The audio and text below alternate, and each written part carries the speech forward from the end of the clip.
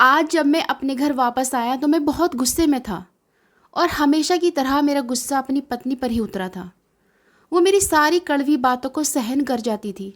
उसने मुझे एक बार भी पलटकर जवाब नहीं दिया था और उसका ये रवैया मुझे और गुस्से से भरा शेर बना देता था और मैं उसके साथ ज़्यादती कर दिया करता था।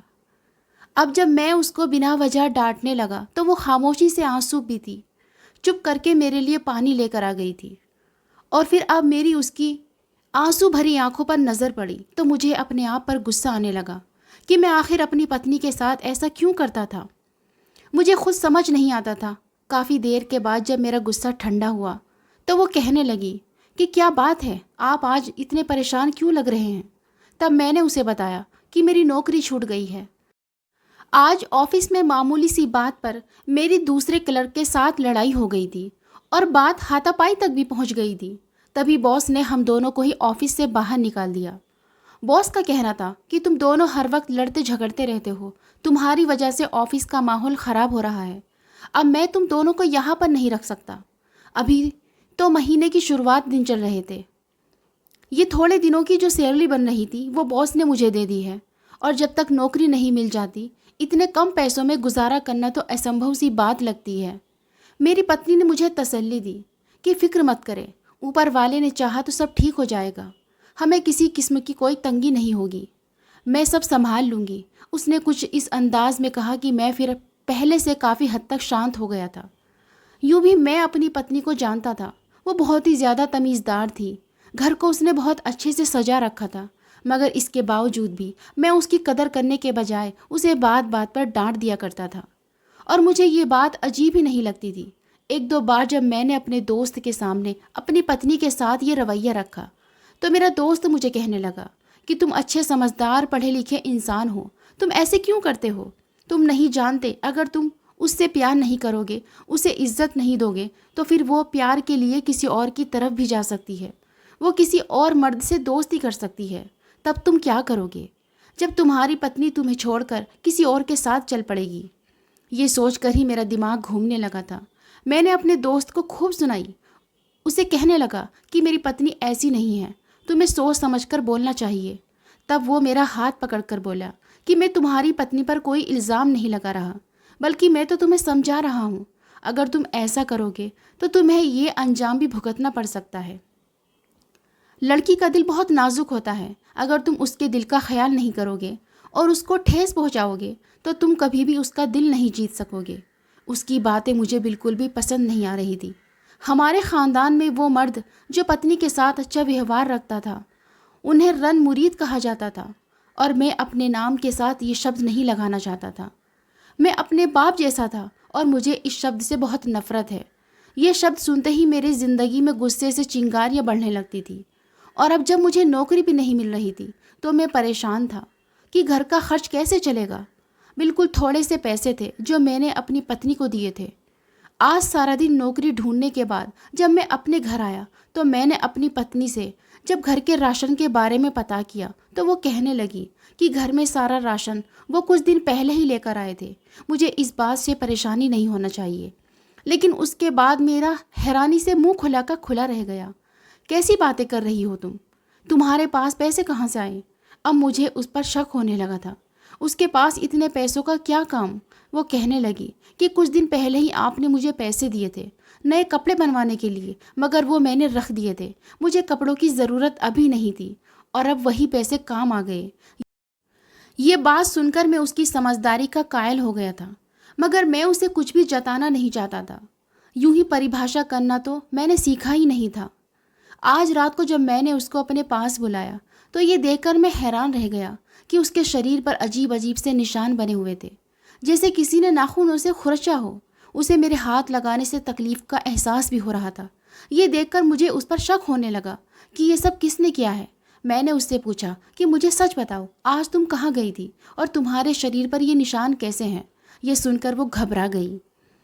फिर कहने लगी कि मैं तो कहीं भी नहीं गई थी, मैं तो घर पर ही थी, आपको गलतफहमी हो रही है। और सबसे हैरानी वाली बात ये थी कि हम तो अब बहुत ज़्यादा गरीब हो चुके थे। मेरे तो पहले भी हालात इतने अच्छे नहीं थे। एक नौकरी थी, उसकी सैलरी से भी मुश्किल से ही गुजारा होता था। क्योंकि वो तनख्वाह भी हमारी ज़रूरत के मुकाबले में कम थी। हमारी शादी को 7 साल हो चुके थे। 7 साल से हम दोनों औलाद से अनजान थे और हम दोनों ही अपना इलाज करवा रहे थे, जिसकी वजह से हमारी ये तनख्वाह कम पड़ जाया करती थी। और अब तो मेरी तो तनख्वाहों का सिलसिला भी ख़त्म हो गया था, और अब अगर ये इलाज बीच में रुक जाता तो फिर दोबारा से नए सिरे से शुरू करवाना पड़ सकता था। मैं इस वजह से भी बहुत परेशान था। मैं पूरी कोशिश कर रहा था कि मुझे जल्दी से कोई भी काम मिल जाए ताकि मैं मेडिसिन ख़त्म होने से पहले डॉक्टर से बात कर सकूं। आज शाम को जब मैं घर आया तो मेरी पत्नी ने मुझसे कहा कि दवाइयाँ ख़त्म हो चुकी हैं और कल मैं घर आते हुए दवाइयाँ लेकर आऊँ। उसकी बात सुनकर मैं गुस्से में आ गया। उसे कहने लगा कि तुम जानती हो मेरे हालात, मुझे नौकरी नहीं मिल रही, मेरे पास पैसे नहीं हैं, मैं ये कहाँ से लेकर आऊँगा। तब उसने मेरे हाथ पर पैसे रखे और कहने लगी कि मैंने कुछ पैसे बचा के रखे थे, आप इनसे दवाइयाँ ले आइए। उसके हाथ में ये पैसे देखकर मैं कितनी देर उसे देखता रहा। मुझे सच सच बताओ, तुम आखिर क्या कर रही हो? ये क्या चल रहा है? कहाँ से आए हैं ये पैसे? तब वो मेरी आंखों में आंखें डालकर देखते हुए कहने लगी, मैं आपको बता तो चुकी हूँ कि ये मैंने अपने पास बचा के रखे हुए थे ताकि अगर मुझ पर बुरा वक्त आए तो मैं इन्हें इस्तेमाल कर सकूँ। मगर आप न जाने क्यों मुझ पर विश्वास नहीं करते। हालांकि आप मुझे बहुत अच्छे से जानते हैं कि मैं कभी कुछ गलत नहीं कर सकती।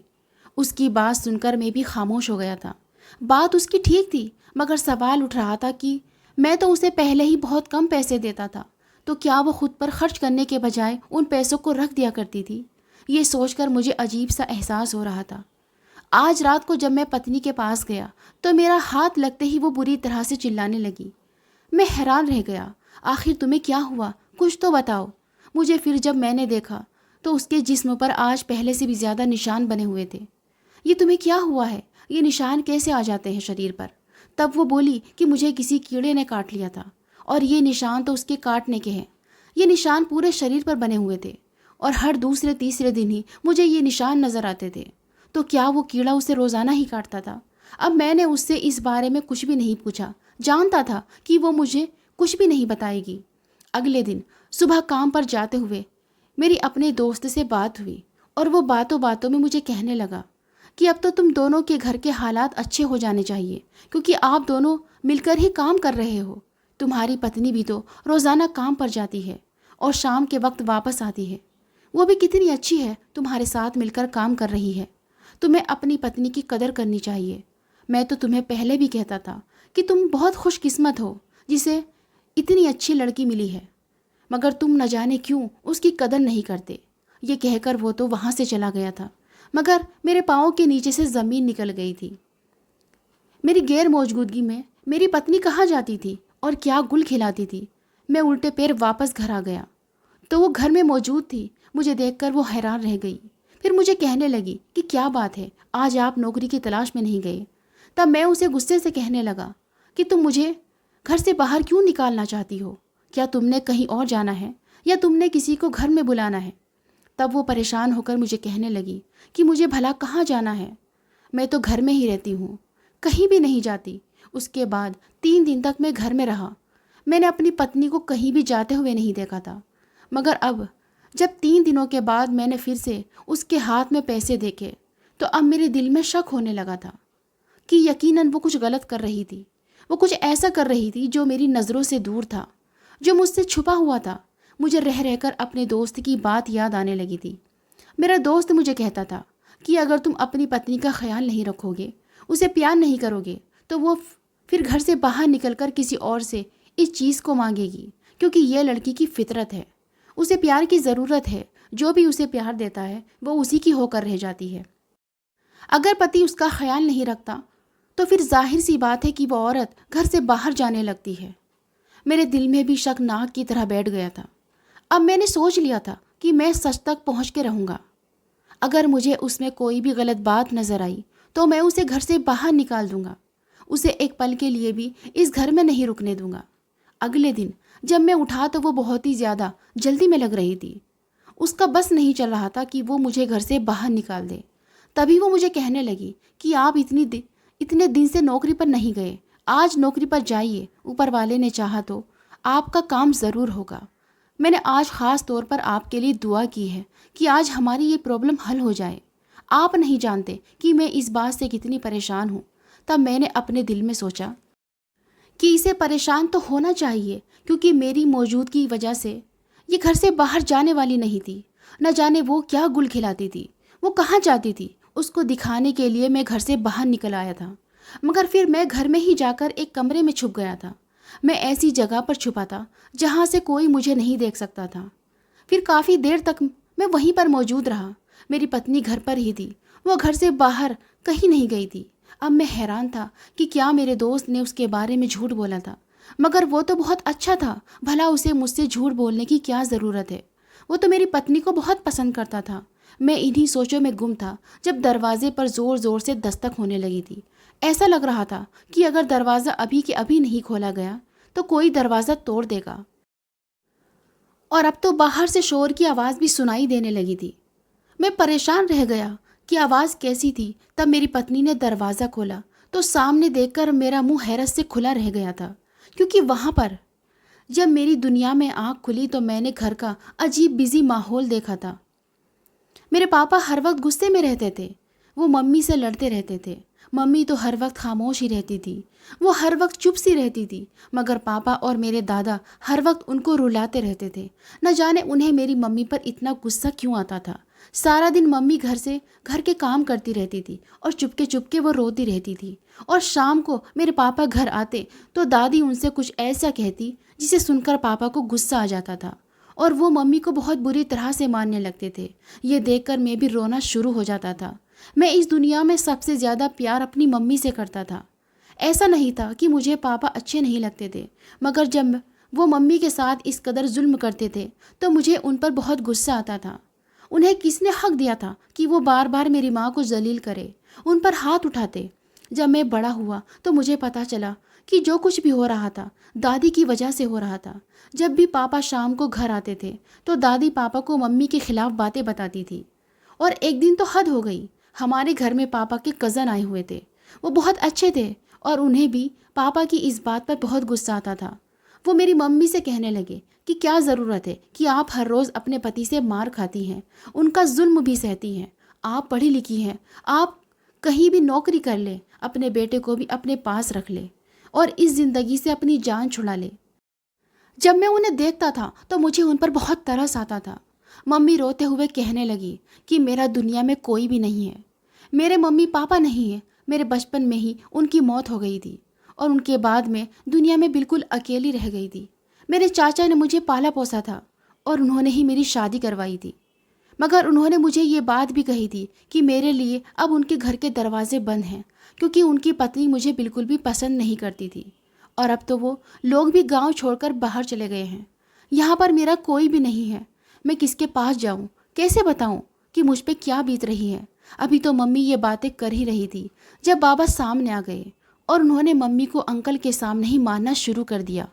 दादी कहने लगी कि यही तुम्हारी पत्नी की करतूतें हैं। जब तुम घर से बाहर जाते हो तो ये भी घर से बाहर निकल जाती है और ये भी और लोगों से हंसती बोलती है और कभी कभी सभी के सामने रोते हुए हम सबको बदनाम करती है, जबकि तुम्हारे सामने तो उसका रोना कभी ख़त्म नहीं होता। आज तक मैंने इसे तुम्हारे साथ हंस के बोलते हुए नहीं देखा। दादी की बातें सुनकर पापा को और भी गुस्सा आ रहा था।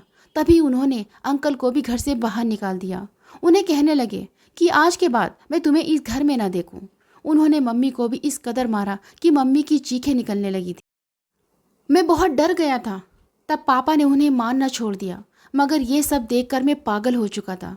कुछ समय गुजरने के बाद मम्मी को न जाने क्या हुआ कि वो अचानक से बीमार पड़ गई।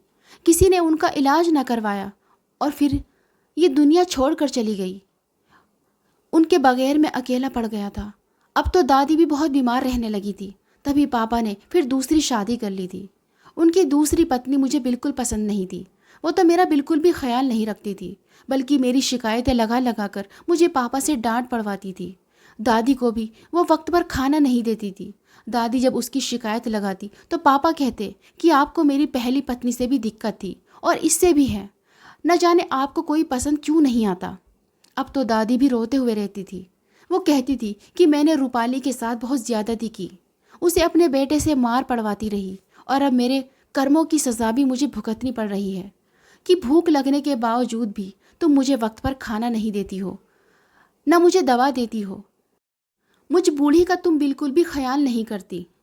तब मेरी दूसरी मम्मी हंसते हुए कहती, आप खुद ही तो कह रही हैं कि आपके कर्मों की सज़ा है, तो आप मुझसे किस बात की शिकायत कर रही हैं। दादी तो उनकी बात सुन सुनकर चुप हो जाती थी और फिर कुछ समय बाद दादी भी ये दुनिया छोड़कर चली गई। तो अब मैंने देखा कि सौतेली मम्मी पापा के जाने के बाद घर से बाहर निकल जाती थी और कभी कभी तो पूरा दिन भी घर से बाहर रहती थी। और अब तो वो किसी अंकल को भी घर में बुलाने लगी थी। मुझे वो कभी खेलने के लिए तो कभी पैसे देकर दुकान पर भेज दिया करती थी। जब मैं अंकल के बारे में पूछता तो वो कहती कि अगर तुमने अंकल के बारे में अपने पापा को बताया तो मैं तुम्हारी शिकायत लगा दूंगी कि तुमने मेरे साथ बदतमीज़ी की है। अब मुझे पैसे भी देने लगी थी। पैसों के लालच में आकर मैंने पापा को इस बारे में कुछ भी नहीं बताया था। और अब तो मैं पहले से बड़ा हो गया था, हर एक चीज़ को समझने लगा था। अब मैं स्कूल भी जाने लगा था। जब मैं स्कूल से वापस आता तो मेरी माँ अपने कमरे में बंद होती। अक्सर अंकल भी वहीं होते थे। मुझे लगता था कि न जाने वो दोनों कमरे में क्या करते रहते हैं। फिर एक दिन जब मैंने खिड़की से झांक कर देखा तो मुझे पता चला कि वो दोनों गलत काम कर रहे थे। इसे देखकर मुझे अजीब सा एहसास हुआ। तब मैंने सोचा कि मुझे ये सब पापा को बताना चाहिए, क्योंकि ये बात गलत है। लेकिन फिर भी माँ मुझे किसी को ये बात बताने से मना कर रही थी। जब मैंने आज पापा को बताया तो उन्हें भी परेशानी हुई। एक दिन जब मैं स्कूल से घर आया तो घर में शोर बहुत ज़्यादा था। पापा माँ को बहुत मार रहे थे। फिर उन्हें घर से बाहर निकाल दिया। उसके बाद पापा ने मुझसे कहा कि मैंने तुम्हारी माँ के साथ ज़्यादती की है। इसके बाद अब न जाने कब मुझे शांति मिलेगी। जब मुझे उसके साथ किए हुए जुल्म याद आते हैं तो मुझे रोना आ जाता है। उसने किस तरह से हर एक चीज़ को बर्दाश्त किया था, उसके अकेलापन का नाजायज़ फ़ायदा उठाया। ऊपर वाला मुझे माफ़ करे, मुझे ऐसा नहीं करना चाहिए था। पापा को भी अपनी गलती का एहसास हो गया था और वो भी हर वक्त ऊपर वाले से माफ़ी मांगते रहते थे। जैसे जैसे वक्त गुजर रहा था मेरे दिल में भी ये बात बैठ गई थी कि हर औरत माँ जैसी होती है, जो धोखा दे सकती है। पति के घर से बाहर निकलते ही दूसरे मर्दों को घर बुला लेती है। पापा की तन्हाई को देखते हुए जब मैं उनसे शादी करने की बात कहता तो वो कहते कि अब मुझे किसी पर भरोसा ही नहीं रहा, मैं अब किसी के साथ भी शादी नहीं कर सकता। तुम भी जब बड़े हो जाओगे तब शादी करोगे तो देख कर समझ कर शादी करना, ये सारी ज़िंदगी का मामला है। मेरे दिल में भी शक बैठ गया था। और फिर अब जब मैं कॉलेज में पढ़ रहा था तभी अचानक से पापा की तबीयत ख़राब हो गई। उन्हें हार्ट अटैक हुआ था। उन्हें अस्पताल में लेकर गया तो डॉक्टर कहने लगे कि इनका ख्याल रखा करें, इन्हें खुश रखने की कोशिश करें। उसके बाद पापा फिर दिन ब दिन बीमार होते गए। उन्होंने ऑफिस में जाना छोड़ दिया था। उन्होंने अपना सारा कारोबार अपने दोस्त को दे दिया था। खुद बीमार पड़ गए थे और फिर एक दिन वो भी मुझे छोड़कर चले गए। कितने समय तक मैं इसी गम में रोता रहा, ये सोचकर परेशान होता रहा कि मैं दुनिया में अकेला पड़ गया हूँ, मेरा अब कोई भी नहीं रहा। जब मुझे होश आया तो मेरा सब कुछ छिन चुका था। वो कारोबार और पैसा सब पर पापा के दोस्त ने कब्जा कर लिया था। जिनके साथ उनका कारोबार था अब उसने इस घर पर भी कब्जा कर लिया। वो मुझे कहने लगा कि तुम्हारा बाप दिवालिया हो गया था, उसने मुझसे कर्जा लिया था, अब या तो तुम मुझे ये कर्जा वापस करो या फिर घर मेरे हवाले करो। मेरे पास तो उसे देने के लिए पैसे नहीं थे। फिर मैंने ये घर उसके हवाले कर दिया और उसे कहने लगा कि जो ज़्यादती तुमने मेरे साथ की है तुम्हारे साथ भी ये सब कुछ ज़रूर होगा। तब वो हंसकर मुझे कहने लगा कि मेरा कोई कुछ भी नहीं बिगाड़ सकता, जाओ तुमने जो करना है कर लो। मैं फिर इधर उधर फिरता रहा, छोटी मोटी नौकरियां करता रहा। मेरे अपने खाते में जो पैसे थे उससे मैंने एक छोटा सा घर खरीद लिया था और फिर एक जगह पर नौकरी करने लगा था। तभी मेरी मुलाकात सुमन से हुई थी। सुमन बाकी लड़कियों से काफ़ी अलग थी और वो गरीब घराने की लड़की थी। मैंने जब उससे शादी की प्रपोज़ल दी तो उसने मेरा ये प्रपोज़ल स्वीकार कर लिया था। मगर ऊपर वाले की दया से 7 साल गुजरने के बावजूद भी अभी हम दोनों औलाद नहीं पा सके थे। मुझे अपनी पत्नी से कोई शिकायत नहीं थी, मगर जो कुछ मैंने अपनी सौतेली माँ को करते हुए देखा था उससे मेरा दिमाग ख़राब हो गया था। मैं सोचता था शायद सारी पत्नियाँ ऐसी होती हैं और वो यही गुल खिलाती हैं। मेरे दिमाग से कभी भी ये बात अब नहीं निकल सकती थी। और अब जब मुझे अपनी पत्नी पर शक हुआ तो मैं इसी वजह से घर में छुपकर देखने लगा था। वो कहाँ जाती है? मैं उसे रंगे हाथों पकड़ना चाहता था। मैं इंतज़ार कर रहा था कि वो क्या करती है, और अब जो मंजर मैंने देखा वो देखकर मैं परेशान हो गया था। मैं चुप होकर रह गया था। मुझे मेरे सारे सवालों के जवाब भी मिल गए थे। मुझे पता चल गया था कि मेरी पत्नी के शरीर पर ये निशान कैसे थे, मगर मुझे ये समझ नहीं आ रहा था कि मेरे दोस्त ने तो कहा था कि वो रोज़ाना घर से बाहर जाती थी, जबकि वो तो कहीं भी नहीं गई, बल्कि घर में ये लोग आए थे।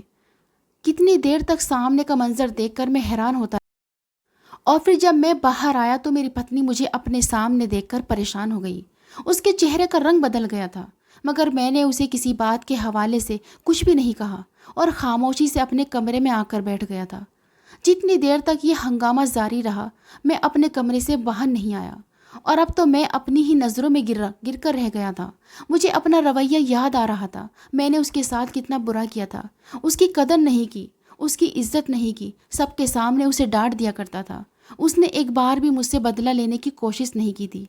मेरे बुरे बिहेवियर को भी वो बर्दाश्त करती रही, और साथ में इस कदर तकलीफ़ भी उठाती रही क्योंकि वो मुझे परेशान देखना नहीं चाहती थी।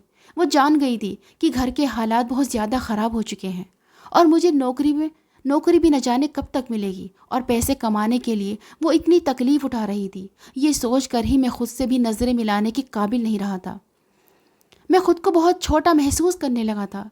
रात को जब वो कमरे में आई तो वो खामोशी से मेरे सामने आकर बैठ गई। मुझे कहने लगी कि मेरा मकसद आपको धोखा देना नहीं था, नहीं मैं आपसे झूठ बोलना चाहती थी, बल्कि ये जो कुछ भी हुआ है ये मैंने मजबूरी की वजह से किया है।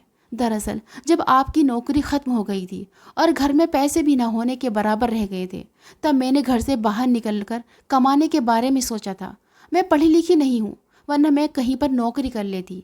मुझे यही काम आता है कि मैं किसी के बर्तन धो लूँ, किसी की झाड़ू कर लूँ। उसकी ये बात सुनकर मैंने शर्म से अपनी आंखें बंद कर ली थी, मगर वो मुझसे बेखबर होकर अपनी ही बात कहती जा रही थी। वो कहने लगी कि उस दिन जब मैं एक कोठी पर गई तो वहाँ पर मालकिन मुझे कहने लगी, तुम क्या काम कर सकती हो? तब मैंने उन्हें बताया कि मैं सफाई से लेकर खाना बनाने तक सारे काम कर सकती हूँ। वो काफ़ी देर तक मुझे देखती रही, फिर कहने लगी कि इस काम के लिए तो हमारे पास जगह नहीं है, हमारे पास पहले ही काफ़ी नौकर हैं, मगर हमारे पास एक और काम है, अगर तुम चाहो तो कर सकती हो। तब मैंने उनसे कहा कि मैं कोई गलत काम नहीं करना चाहती। तब वो मुझे कहने लगी कि मेरे 4 बच्चे हैं, वो उम्र में तो बड़े हैं मगर ज़हनी तौर पर अभी छोटे हैं। अगर यूं कहो कि वो पागल हैं तो ये कहना गलत ना हो। उन्हें संभालना इतना आसान काम नहीं है। मैं जानती हूँ ये मुश्किल काम है, मगर इस काम के मैं तुम्हें बहुत सारे पैसे भी दूंगी। हमारे यहाँ कोई भी नौकरानी नहीं टिकती, क्योंकि वो नौकरानी को बहुत तंग करते हैं, उन्हें ज़ख्मी भी कर देते हैं। मुझे पैसों की ज़रूरत थी, तभी मैंने ये काम करने की जिम्मेदारी ले ली थी, मगर मुझे अंदाज़ा हो गया था कि ये इतना आसान काम नहीं था। उनके बच्चों का दिमाग बिल्कुल भी काम नहीं करता था, और कभी वो कोई चीज़ उठाकर मुझे मार देते, कभी मुझे नाखूनों से नोचने लगते थे, जिसकी वजह से मेरे जिस्म पर ये निशान बन जाते थे। कभी कभी तो ये निशान बहुत गहरे हो जाते थे, जिससे मुझे खुद बहुत ज़्यादा तकलीफ़ महसूस होती थी, मगर मैंने आपके सामने कभी भी इस तकलीफ़ का इजहार नहीं किया। जानती थी कि आप भी मुझसे इस बारे में पूछेंगे तो मेरे पास इस बात का जवाब नहीं होगा। और उस दिन जब आपने मुझसे कहा कि आपको मुझ पर शक हो गया, तो मैंने मालकिन को ये बात बता दी थी। वो कहने लगी कि मैं नौकरानी के हाथ अपने बच्चों को तुम्हारे घर ही भिजवा दिया करूँगी, और शाम को तुम्हारे पति के आने से पहले पहले नौकर मेरे बच्चों को घर ले आया करेगा। इस तरह से तुम उन बच्चों की देखभाल भी कर लोगी, और तुम्हारे पति को भी तुम पर शक नहीं होगा। ये सोचकर मैंने भी उनकी बात मान ली थी कि मेरे पास इसके अलावा कोई रास्ता भी नहीं था।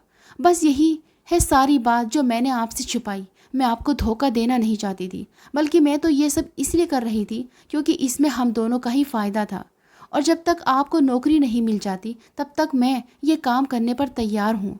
उसकी बात जब ख़त्म हो गई तो मैं ज़ोर ज़ोर से रो पड़ा। उससे कहने लगा कि मैं खुद को इस काबिल नहीं समझता कि तुम्हारे जैसी अच्छी औरत मेरे साथ शादी करती, क्योंकि मैंने तुम्हारे साथ बहुत बुरा बर्ताव किया, मगर तुमने अपने बर्ताव से ये साबित कर दिया है कि तुम्हारी बहुत अच्छी परवरिश है। मेरे दिल से तमाम शक निकल गए थे। मैं जानता था कि यह काम बहुत मुश्किल था, क्योंकि वो बच्चे मेरी पत्नी को नुकसान भी पहुंचाते थे। तभी मैंने उससे कह दिया कि आज के बाद तुम ये काम नहीं करोगी। तुम मालकिन को कह दो कि तुमने ये नौकरी छोड़ दी है और वो किसी और नौकरानी का बंदोबस्त कर ले। फिर अगले ही दिन मुझे ऊपर वाले की दया से एक बहुत अच्छी जगह पर नौकरी मिल गई थी। मैं इस बात पर बहुत खुश था और अब मैंने ओवर टाइम भी लगाना शुरू कर दिया था। मैं जान गया था कि मुझे अगर जीवन में आगे बढ़ना है और सफल होना है तो मुझे ज़्यादा से ज़्यादा मेहनत करनी पड़ेगी और अब मुझे आगे बढ़ने से कोई नहीं रोक सकता था। मेरे दिल में अपनी पत्नी के लिए विश्वास और उत्साह पैदा हो गया था। मैं जान गया था कि वो कभी गलत नहीं हो सकती और अगर कोई उसके बारे में मुझे कुछ कहता भी तो मैं उसकी बात पर विश्वास नहीं करता था। उस दिन जब मैं घर से बाहर आया तो मेरी पत्नी मुझसे कहने लगी कि आज आपसे मिलने के लिए पुनीत सर आए थे। उसकी बात सुनकर मैं चौंक गया, सोचने लगा कि पुनीत कौन है, मगर याद करने पर भी मुझे कुछ याद नहीं आ रहा था और इस बात को मैंने अपने सर पर सवार नहीं किया। कुछ दिनों के बाद फिर से वो मुझे कहने लगी कि आज फिर से वही साहब आए थे। वो आपके बारे में पूछ रहे थे और अब तक वो कमरे में आपका इंतज़ार कर रहे हैं। जब मैं अपने कमरे में पहुंचा तो ये देखकर मुझे गुस्सा आ गया। मैंने उसे पहचान लिया था। ये वही था जो मेरे पापा के साथ पार्टनरशिप पर काम कर रहा था और उसने धोखे से पापा की प्रॉपर्टी अपने नाम कर ली थी। अब जब मैंने उसे देखा तो मेरा गुस्से से दिमाग घूम गया। मैंने उससे कहा कि तुम्हारी हिम्मत कैसे हुई यहाँ पर आने की?